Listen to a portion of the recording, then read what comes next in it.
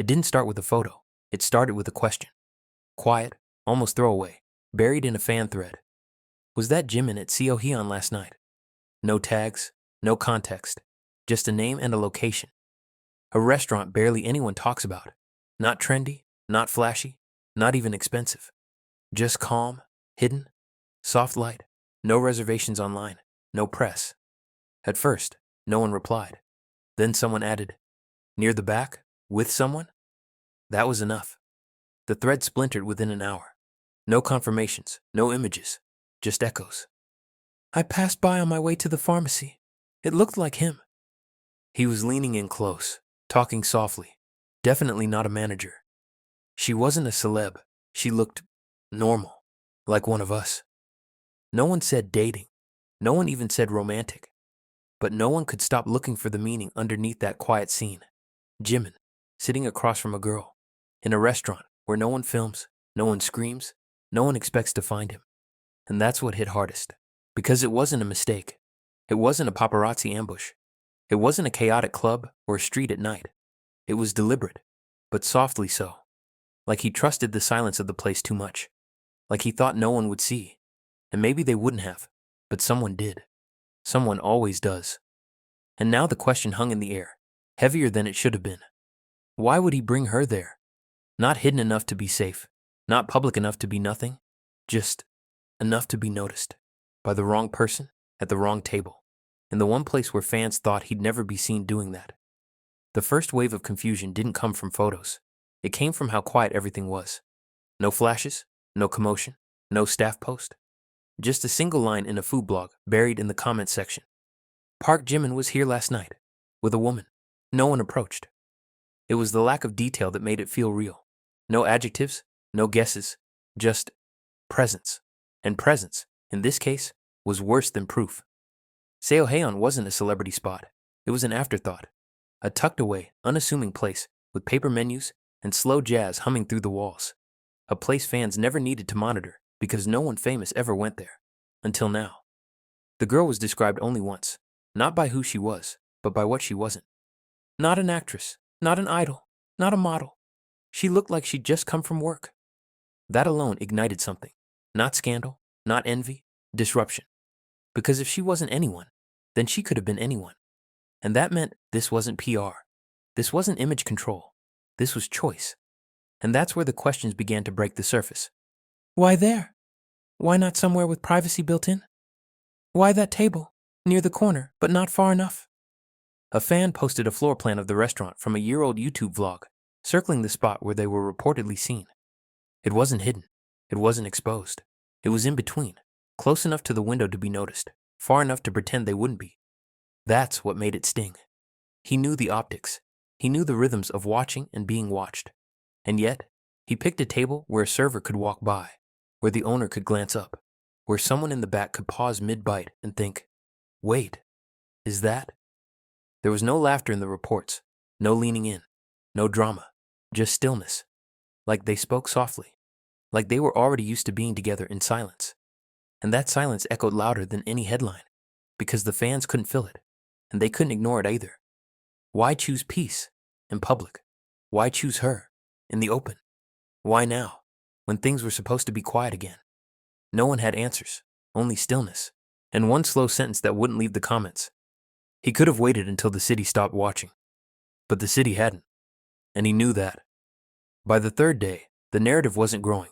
It was folding in on itself. There were no updates, no new sightings, no shaky videos from across the street. Just the same sentence passed around again and again, in slightly different words.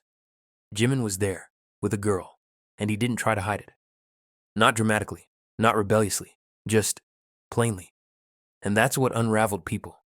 Because if there had been performance, a slip, a whisper, a laugh, fans could have framed it, called it staged, brushed it off as manufactured, controlled. But this was worse. It felt unrehearsed, unchoreographed, too ordinary. That restaurant was small enough for the entire room to know who he was, and polite enough not to show it, which meant every single person in there made a choice. To look, to not look, to hold the moment in their chest and wait to exhale. One comment stood out in particular, posted by someone with no profile picture and a locked account. It wasn't romantic, it wasn't dramatic, but it was the wrong kind of normal. And that's what caught fire. Because the idea of normal had always been carefully managed, a controlled illusion. Walks alone, coffee with staff, the occasional moment of unrehearsed charm. But this wasn't that. This was real-world normal. Two people in quiet clothes, no security at the door, no rush to leave, no intention to perform. And it clashed violently with the image fans had worked so hard to protect and participate in. You don't do this in Seoul.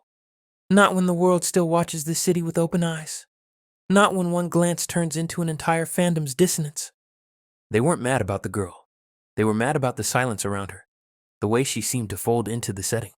Not hiding, not flaunting, just belonging. And the fans didn't know what to do with that. Because if she belonged in that moment, in that seat, across from him, then maybe they didn't. Not in that restaurant. Not in that silence. Not in that version of his life. The edit stopped. Fan art turned grayscale. Threads went quiet. Not in protest, but in pause. Because it wasn't the photo that hurt. There was no photo. It was the idea. That something had shifted. Not loudly, not rudely, not cruelly, but simply. And simplicity, it turned out, was harder to recover from than scandal. By the fourth night, the conversation wasn't about what happened. It was about what wasn't prevented. The fans had combed over everything. The seating layout, the timing, the weather that night, even the menu. Someone found the exact dish served in the corner of the restaurant's back wall. A barley soup they said came only after 8 p.m., which meant he stayed late, which meant it wasn't just a passing visit. He stayed. And that shattered something subtle. Because for years, fans had built a quiet faith that no matter how private things were, he wouldn't let them be seen this way. Not unguarded, not uncoded, not this bare. But this wasn't a slip. It was too intact for that. He entered a known space. He sat where he could be seen, if anyone looked hard enough. He didn't leave quickly. He didn't wear a mask. And the girl? She didn't look around, didn't flinch, didn't play the part of someone who knew she shouldn't be seen. That's what finally broke the rhythm. Because in every previous scandal, there had been a line, something that made it easy to say they knew they were being watched. But this time, no one acted like it. No rush, no whispers, no awareness of the lines they were crossing. And that absence of tension made the whole thing feel worse, like the boundaries had shifted and no one was informed.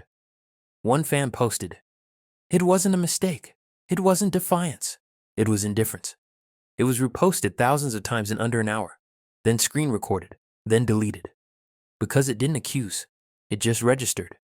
And that made it hit harder. Another fan, older, long time, wrote, "He used to say we gave him strength. Last night, he gave us silence." That wasn't anger. It wasn't jealousy. It was quiet grief, not over who he was with, but over how little effort was made to protect the barrier, because it used to be a dance. Now it felt like a door had been left open, and not slammed, just left. And for the first time, the fans weren't sure if they were meant to walk through it, or realized they were no longer invited inside. By the end of the week, the story wasn't moving, but the feeling was. Spreading, changing shape. No statement came, no soft denial, no carefully phrased post to fold the tension back into calm. Instead, there was a new entry on the reservation list at Seoheon. Blocked out, no name, just the word private. That was all. And that was enough. Because it confirmed what fans were already whispering in quieter threads. He knew what that dinner looked like. And he didn't walk it back. He didn't clean it up. He just let it exist. Not as an explanation, not as a mistake, but as a moment that had already happened and didn't need to be hidden anymore. And that was the fracture. Not the act, not the company, not even the place, but the absence of the after. No apology, because nothing wrong was done. No affection, because nothing was being declared. Just a blank space where fans used to build meaning, and now found only air. One fan posted a sentence that kept getting reposted, screenshot, cropped, rephrased. It wasn't betrayal. It was a quiet leaving. That became the tone. Not rage, not heartbreak. Just a slow, dawning realization that the line between his world and theirs had shifted, and no one had been told. He didn't leave the fandom. He didn't reject the love. But something had ended. Something subtle. Something about the contract, unspoken but deeply felt, between the one who is seen and the ones who choose to watch gently. And now, the watching felt sharp. Not because he crossed a line, but because he walked past it without turning his head, without checking if anyone was still standing there. still looking, still believing that some doors stay closed. He didn't slam that door. He didn't even lock it. He just didn't close it behind him. And the wind that came through was enough to chill everything that came before.